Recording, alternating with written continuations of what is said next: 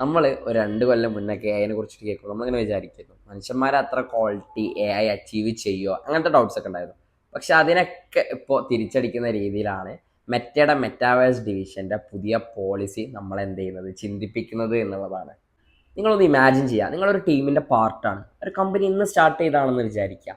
Company പറയുന്നത് നിങ്ങൾ ഓരോ ഡിസിഷൻ എടുക്കുന്നതായാലും ഓരോ ബ്രെയിൻ സ്റ്റോമിങ്ങിലായാലും ഒരു പ്രോട്ടോടൈപ്പ് ക്രിയേറ്റ് ചെയ്യുന്നതിലായാലും ഒക്കെ നിങ്ങൾ എ ഐ ജസ്റ്റ് യൂസ് ചെയ്താൽ മതി എന്നുള്ളതല്ല, പക്ഷേ അതൊരു മസ്റ്റായിട്ടുള്ള ആഡ് ഓൺ ആയിട്ട് അവിടെ എന്ത് ചെയ്തിരിക്കുകയാണ്, ഫിക്സ് ചെയ്തിരിക്കുകയാണ്.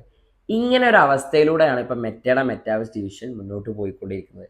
ലീഡർഷിപ്പ് എന്ത് ചെയ്തിരിക്കുകയാണ്, പറഞ്ഞിരിക്കുകയാണ് കോഡേഴ്സ് മുതൽ ഡിസൈനേഴ്സിനോട് വരെ അവർ യൂസ് ചെയ്യുന്ന എ ഐ ഏറ്റവും ക്വിക്കറായിട്ട് 5 ടൈംസ് ക്വിക്കറായിട്ട് അവർക്ക് എങ്ങനെ വർക്ക് ചെയ്യാൻ പറ്റും എന്നുള്ള എ ഐ അവരോട് കണ്ടുപിടിക്കണം എന്നുള്ള രീതിയിലാണ് ഇപ്പോൾ എന്ത് ചെയ്തിട്ടുള്ളത്, ഡിസിഷൻ മുന്നോട്ട് വെച്ചിട്ടുള്ളത് എന്നുള്ളതാണ്. ടീംസിനോട് പറഞ്ഞിട്ടുള്ളത് ഈവൻ ബിൽഡ് ചെയ്യുന്നതായാലും എക്സ്പെരിമെൻ്റ് ചെയ്യുന്നതായാലും ഇപ്പം ബഗ്സ് ഫിക്സ് ചെയ്യാൻ വേണ്ടി വരെ എ ഐ എന്ത് ചെയ്യണം, നിർബന്ധമായിട്ട് യൂസ് ചെയ്യണം.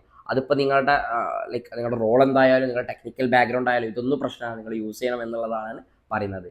അപ്പോൾ ഇതിൻ്റെ ഒരു ലക്ഷ്യം അവർ പറയുന്നുണ്ട്, ബൈ ഇയർ എൻഡ് 2025 ലാസ്റ്റ് ആകുമ്പോഴേക്കും 80% ഓഫ് വർക്ക് ഫോഴ്സും എ ഐ വുവണായിട്ട് മാറ്റണം എന്നുള്ളതാണ് അവർ മുന്നോട്ട് വെക്കുന്ന ലക്ഷ്യം. 2025 ലാസ്റ്റ് ആകുമ്പോഴേക്കും മെറ്റ പ്ലാൻ ചെയ്യുന്നത് $65 ബില്യൺ ഇൻവെസ്റ്റ്മെൻ്റ് ആണ്, അതും എ ഐയിൽ.